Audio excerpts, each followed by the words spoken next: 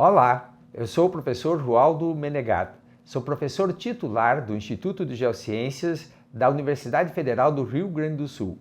Sou geólogo, doutor em Ecologia de Paisagens e estudo com afinco a nossa terra, o Rio Grande do Sul, suas dinâmicas e sua paisagem. Estou aqui hoje para falar sobre algo muito importante. É o desastre hidrogeoclimático que ocorreu no final de abril e maio no Rio Grande do Sul.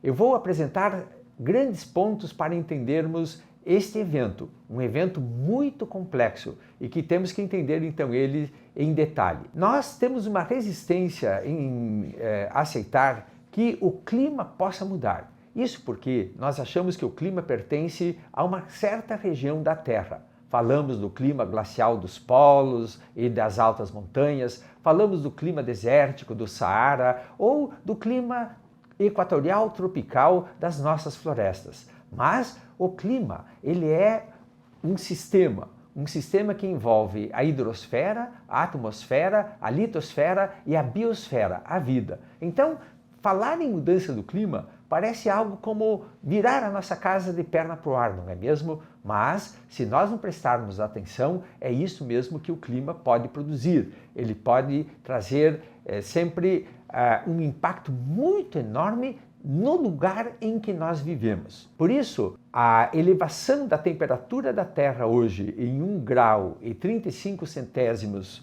ele é um aumento de temperatura bastante significativa e ela é resultante da emissão de gases de efeito estufa, principalmente o gás carbônico, devido à queima de combustíveis fósseis. Esse aumento de temperatura parece ser muito pequeno, não é mesmo? Afinal, o que significam 1 grau e 35 centésimos, não é?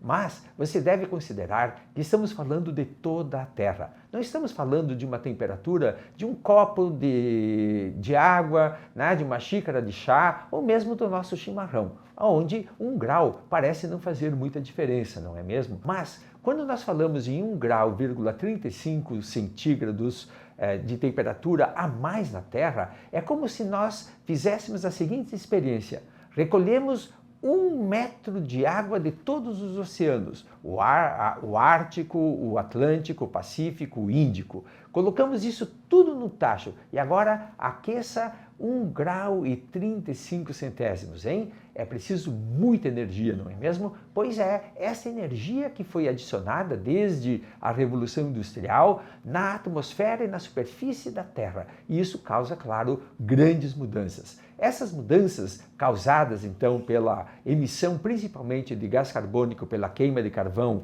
e petróleo, é que fez com que nós entrássemos, então, na era das mudanças climáticas. Nós já estamos vivendo esta era. Você sabe que o IPCC, o Painel Intergovernamental de Mudanças Climáticas da ONU, ele estabeleceu uma nova geografia do clima, ou seja, cada região da Terra é considerada uma região climática. Nós, no Brasil, pertencemos a 4 regiões climáticas. São elas a região do Sudeste da América do Sul, a região Nordeste da América do Sul, a região Norte e a região monsônica da América do Sul. Aqui, o Rio Grande do Sul pertence então à região Sudeste. Para cada região dessas, o IPCC coleta dados, muitos dados, e ao mesmo tempo ele faz prognósticos, quer dizer, modelos de como pode ser considerada a mudança climática para o futuro próximo. Para o Rio Grande do Sul, está previsto, com um grande grau de certeza, o aumento da temperatura. Também está previsto o aumento da precipitação média, o aumento da inundação e também a subida do nível do Oceano Atlântico. Então, essa subida de temperatura, esses elementos fazem com que nós tenhamos um impacto no lugar em que nós vivemos. É assim, então, que nós devemos olhar a produção do desastre hidrogeoclimático e socioambiental ocorrido no Rio Grande do Sul. Para entender esse fenômeno, então, nós vamos estabelecer uma análise em 5 grandes eixos. O primeiro é a imensa precipitação que aconteceu.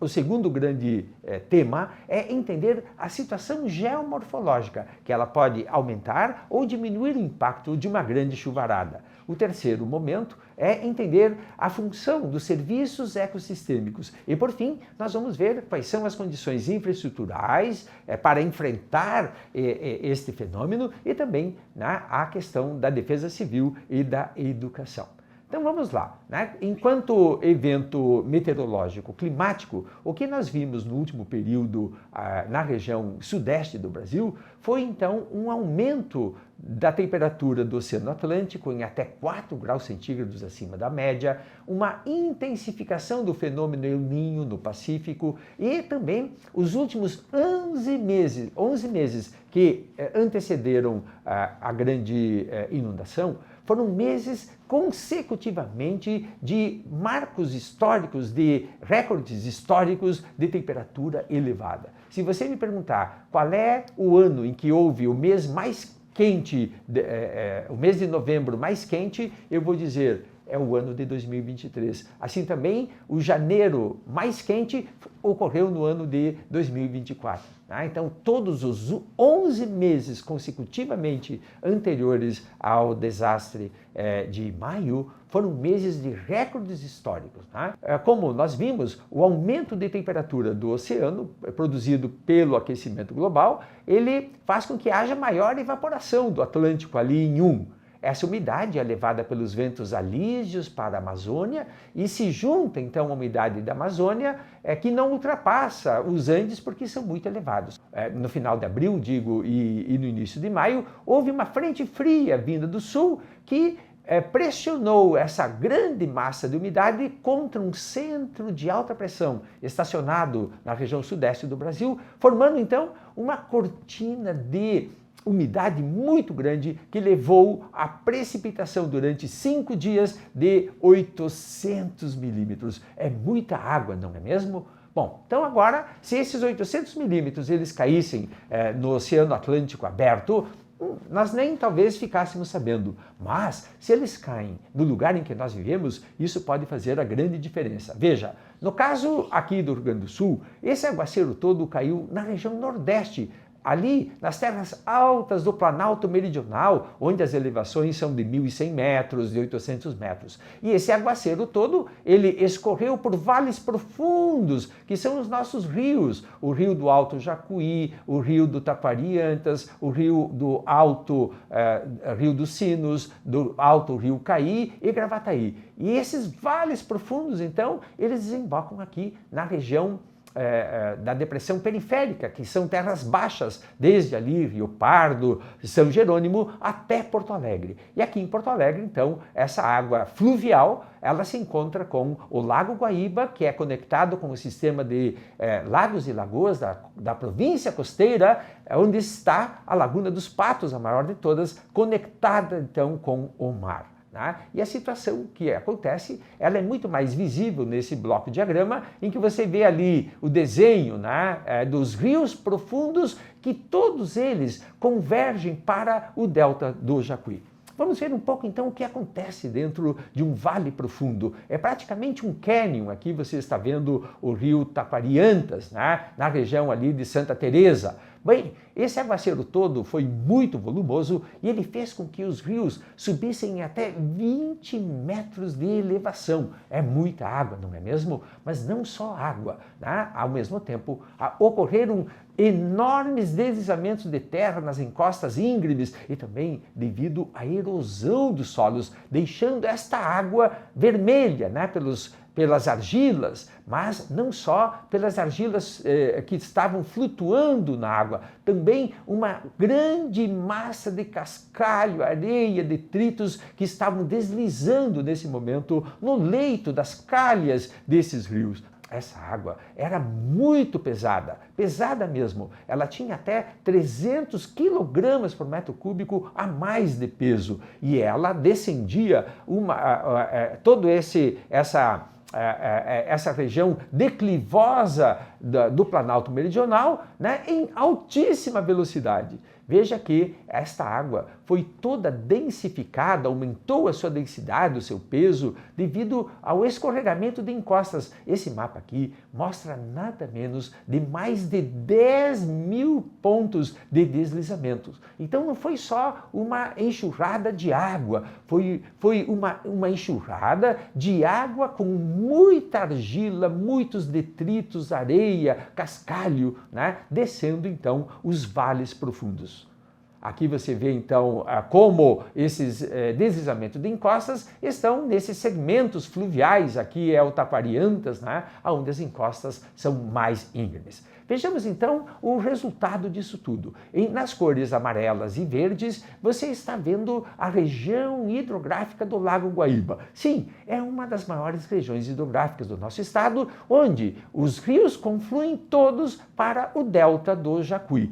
É como se fosse um funil, em que o bordo superior está a 800 metros de elevação e o bordo inferior está no nível do mar, ali no delta do Jacuí, né? Por sua vez, essa água fluvial, ela escoa para o Guaíba, que é como se fosse uma bacia. Então, o que acontece em termos de escoamento da água é o seguinte: a água vem, então, por este funil de toda a região hidrográfica e, em tempos normais, né, ao alcançar o Guaíba, ela extravasa por cima, até a Laguna dos Patos e dali para o Oceano Atlântico. Mas, no momento em que nós temos uma grande tempestade, não só ela acontece aonde nós moramos, aqui no continente, ela também acontece ali na desembocadura de Rio Grande, né, onde temos marés de tempestade. Em uma maré de tempestade, o nível do mar sobe até 2 metros, né, de elevação. E com isso, ele bloqueia a saída de água da Laguna dos Patos,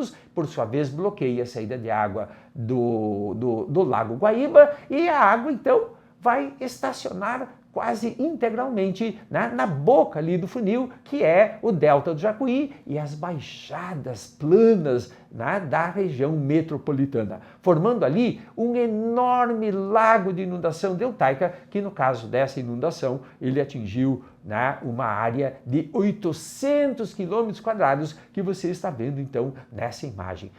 Essa inundação, então, alargou os rios, né? O rio Jacuí, por exemplo, que tem em torno de 600 metros de largura, ele alcançou aqui 3 quilômetros de largura, né? Então, todas essas regiões baixas aqui, da região metropolitana e do Baixo Jacuí, ficaram imensamente inundadas, né? Mas não só com água, como eu mostrei, também, né, essa cor vermelha, ela denota que esta água estava muito densa, com argilas hiperconcentradas, mas também areia.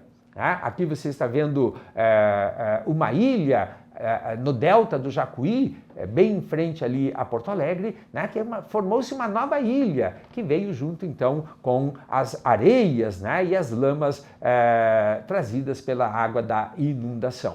Aqui você está vendo esse grande fluxo então pesado, hiperconcentrado, né, escoando pela desembocadura de Rio Grande e avançando mar adentro ali para o Atlântico, né, na plataforma marinha, né? Um jato desses, ele atravessa praticamente toda a plataforma, né? Tratou-se então de um grande evento, né, hidrogeoclimático, em que a situação geomorfológica do Rio Grande do Sul, ela então faz com que esse aguaceiro todo ele aumente seu impacto, né, tanto nos vales profundos, né, como também na região metropolitana. A situação geomorfológica do estado, ela nos avisa, precisamos ter muito cuidado, pois, né, nossos terrenos baixos são muito vulneráveis, né, às inundações. Agora, eu vou abordar um outro tema, que são os serviços ecossistêmicos, quer dizer, como a água escoa pela superfície. Que serviços são esses? Eu estou falando,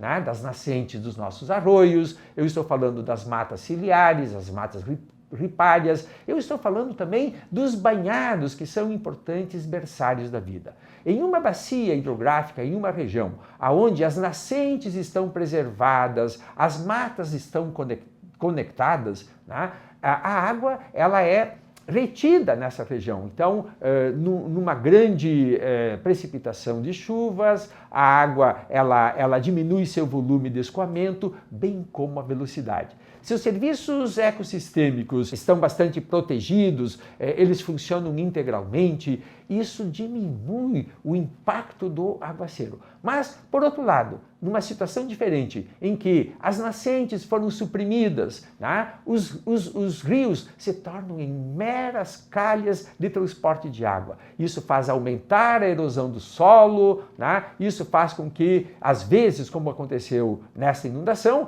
todo o solo seja removido, como você está vendo nessa figura aqui, nessa imagem, né, que aconteceu durante essa inundação. Então, neste caso, a desintegração, a desestruturação dos serviços ecossistêmicos faz aumentar o volume da água, aumentar a velocidade dos rios e, com isso, aumentar o impacto. Aqui você vê uma cena do Vale Profundo ali do Rio das Antas, na região de Nova Roma do Sul, em que o plantio agrícola ele se dá até exatamente à borda, né, do Vale Profundo, né? Isso faz com que as águas escoem com muito solo, né, aumentando então a presença de argilas, né, nas águas fluviais e com isso também aumentando a probabilidade de ocorrer grandes deslizamentos de terra, né, os movimentos de massa, como você está vendo nessa imagem, né?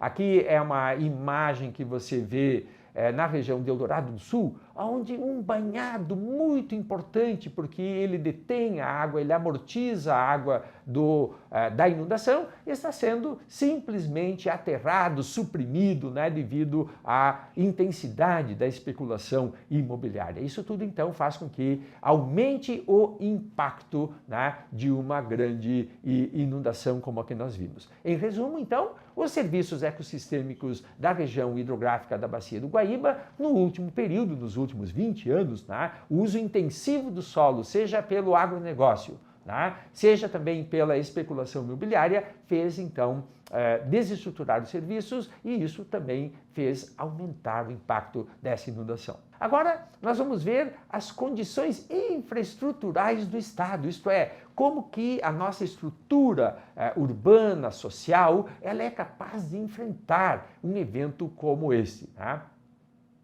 O que nós assistimos no último período, né, nos últimos 15 anos aqui no Rio Grande do Sul, foi um desmonte da nossa infraestrutura. Sim, a nossa companhia de energia elétrica, a CE, ela não só foi sucateada no último período, bem como também privatizada, assim como a Corsã. Mas não só isso. A Secretaria de Meio Ambiente do Estado, ela foi incorporada à Secretaria de Infraestrutura e com isso, claro, ela se desestrutura. Assim como também em Porto Alegre, por exemplo, né, foi suprimida a Secretaria Municipal de Meio Ambiente e incorporada, né, a Secretaria de Urbanismo, né? É quase incompatível reunir essas duas secretarias. Mas não só isso, né? Também houve uma extinção de importantes órgãos de regulação, né, de gestão dos serviços ecossistêmicos, como, por exemplo, a Fundação Zoobotânica, né, também a Metroplan. E não só isso, as leis ambientais foram desestruturadas, né, com a mudança do Código Ambiental. Mas eu quero ilustrar, né, como o sistema infraestrutural do Estado e do município de Porto Alegre, em especial, foram desestruturados por um exemplo aqui na capital. Porto Alegre, como vocês sabem, é uma cidade protegida contra as inundações por um grande sistema de diques marginais e internos, né, que é o sistema de proteção que foi construído depois da grande enchente de 1941. Bem, este serviço de proteção contra cheias, que estava sob a responsabilidade do Departamento de Esgotos Pluviais, né, ele, com a dissolução do departamento, esse serviço foi transferido para o DEMAI, o Departamento de Abastecimento de Água, e com isso, então, houve uma manutenção muito ineficiente e por falta, então, de manutenção, por uma manutenção inadequada, as comportas do sistema não funcionaram e a água, então, entrou entrou por baixo, inundando então a região norte de Porto Alegre, que é uma região de terras baixas alagadiças, né? Bem como também na região do Menino Deus, da Cidade Baixa. Né?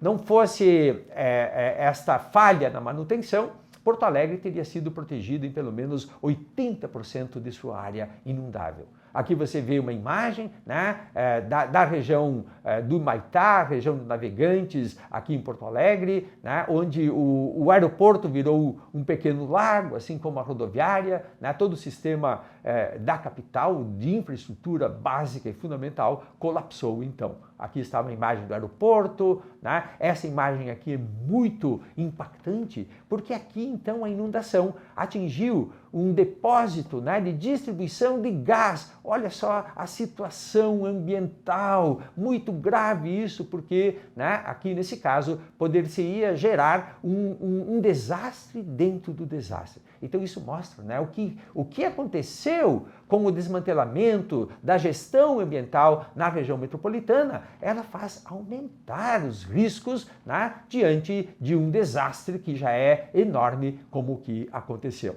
Mas não só essas questões, também o desmantelamento dos planos diretores urbanos, né, fez com que as cidades elas crescessem nos últimos estoques ambientais que nós temos, que são exatamente as margens dos rios. Aqui você está vendo a nossa querida Roca Salles, né, em 1982, mas em 2024 a situação é essa, quer dizer, a cidade cresceu, né, nas margens do rio Taquari, do perigoso rio Taquari. Mas não só Roca Salles, né? Todas as cidades praticamente dessa bacia hidrográfica, elas cresceram às expensas da ocupação dos últimos estoques ambientais nas regiões ribeirinhas, expondo então a população ao risco, né? Porque nós sabemos que ali é uma área inundável, como você viu agora, né? A mancha de inundação, né, que atingiu então a querida Roca Salles. Né?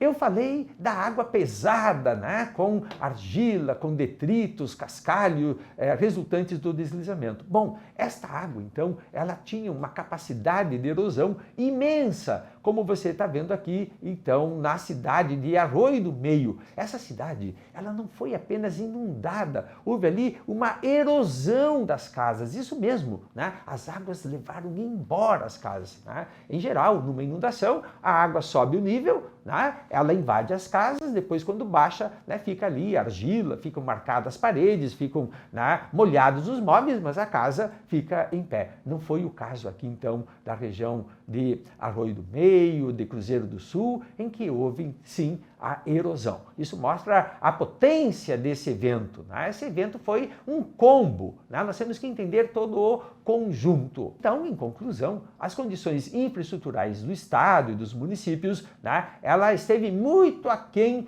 das necessidades para enfrentarmos, né, em outro nível esse grande desastre. Por fim, resta comentar a defesa civil. Né? A defesa civil, em geral, ela estava muito frágil durante todo esse evento. O que nós não queremos dizer que não foi muito importante o socorro. O socorro foi algo impressionante. Nós vamos agradecer a nossa vida inteira, né, por esses heróis e heroínas que salvaram tantas vidas. Mas veja bem, o socorro, ele é o último recurso diante de um desastre. Nunca ele é o primeiro recurso, muito menos o único recurso, né? Porque é preciso que tenha todo um sistema, né, de alertas, de evacuação. As pessoas têm que saber o que fazer quando há um alerta, né? Devem saber para onde ir, os sistemas de abrigagem devem já ser previamente definidos, deve ter voluntários orientando, né? A defesa civil deve ser um sistema organizado junto com a população. Né? E não foi isso então que nós vimos. Então aqui tem um ponto muito importante que é também associado à educação. Porque se nós não temos um sistema desse tipo, claro que durante o desastre, né, o que pode acontecer e aconteceu é o caos social, é o desespero, é o enorme sofrimento e é a exposição imensa ao risco, né, de milhares de pessoas. Tá? Então nós precisamos ter um sistema muito mais potente, muito mais capaz de agir, e isso então precisa, né, de termos uma educação, todo um sistema adequado para enfrentar desastres. Claro que, no caso desse desastre de abril e maio, houve uma enorme corrente de solidariedade, né, que foi aquela que conseguiu amenizar um pouco a situação. Bom, nós devemos então perceber que temos que ter uma estrutura diferente, né, da nossa sociedade para enfrentar desastres em que este não foi nem o primeiro e nem será o último. Né? Com o aquecimento global, nós teremos então um aumento, né, desses eventos para o futuro. O que nós precisamos de forma fundamental? Né? Nós precisamos entender que, nesse momento, toda a cidade tem algum tipo de cegueira em relação aos perigos geossistêmicos do lugar onde está encravada. Né? Quer dizer, a cidadania, as pessoas, os habitantes de cada lugar devem entender quais riscos eles podem correr caso haja, né, uma inundação. Para isso, né, é necessário um potente programa de gestão de riscos, como já preconizava a ONU, né, lá em 2004. Esse programa ele prevê o mapeamento de áreas vulneráveis, com isso sensibilizar a população, levar esse conhecimento para as escolas, mas também, fundamentalmente, estar associado aos sistemas de alertas prévios, de preparação, né, do desastre iminente, da gestão da emergência. São esses elementos que são capazes, então, de diminuir o impacto de um desastre como o que nós vemos e também, por conseguinte, né, de melhorar a recuperação. Mas não só isso, é preciso também compromissos políticos, fortalecimento institucional. As nossas instituições têm que estar fortalecidas, né? Capazes de enfrentar situações como essa. E também precisamos de medidas, né, efetivas para a redução de riscos, entre as quais uma das mais importantes é a gestão ambiental. A gestão ambiental participativa, as pessoas devem conhecer o lugar em que vivem. Isso tudo constitui, então, uma estratégia comum, né, dos governos, do legislativo, do judiciário, mas principalmente de toda a sociedade, e em especial da educação, no sentido de construirmos uma inteligência social do lugar. Essa inteligência ela é constituída por 4 pontos muito importantes. Em primeiro lugar, o conhecimento do lugar, o conhecimento das vulnerabilidades. Em segundo, a educação baseada no lugar. Em terceiro, os programas de gestão urbana, social, ambiental e rural. E, por fim, a participação. Não há plano de gestão de riscos sem que a população participe de fato, né? Em Porto Alegre, nós fizemos isso com o Atlas Ambiental de Porto Alegre, né, que ele promoveu uma educação do lugar nas escolas e, com base nela, nós construímos os laboratórios de inteligência do ambiente urbano. Com base neles, nós pudemos visitar a população do entorno da escola e reconhecer que em alguns lugares as situações eram muito difíceis. Essa habitação que você está vendo ali, por exemplo, ela estava assentada sobre o leito de uma antiga cascata, né? E ali então, quando a cada inundação, a cozinha dessa vovó se inundava de água. Então ali são necessárias ações importantes de coleta, de controle da água, por calhas, por cisternas, por canaletas e até palafitando as casas de modo que a água, né, ela escoe e possa ser controlada. Assim também nós devemos fazer para todas as regiões em que ocorreu esse desastre. Para as regiões altas, ali no Planalto, onde houve grande erosão dos solos, para as regiões dos vales profundos, para a região das terras baixas e inundáveis e também das margens das lagoas. Para cada região dessas, nós temos que ter uma inteligência social própria, planos próprios, mobilização da população própria, né, para saber enfrentar os desastres. E devemos, com isso, construir um recado muito firme, muito potente para as gerações futuras. E esse recado é o seguinte: enquanto as mudanças climáticas elas são inevitáveis, elas já estão acontecendo, os desastres, ao contrário, eles são evitáveis. Nós podemos diminuir os seus impactos desde que haja uma clara preparação da sociedade, um compromisso político, um compromisso institucional de verdade, né? Junto com uma educação potente. A educação, nesse caso, ela assume um plano fundamental para o futuro, para gerar uma visão integrada dos nossos geossistemas, dos ecossistemas e dos sistemas humanos. Nós precisamos, por fim, de uma nova aliança da humanidade com a Terra.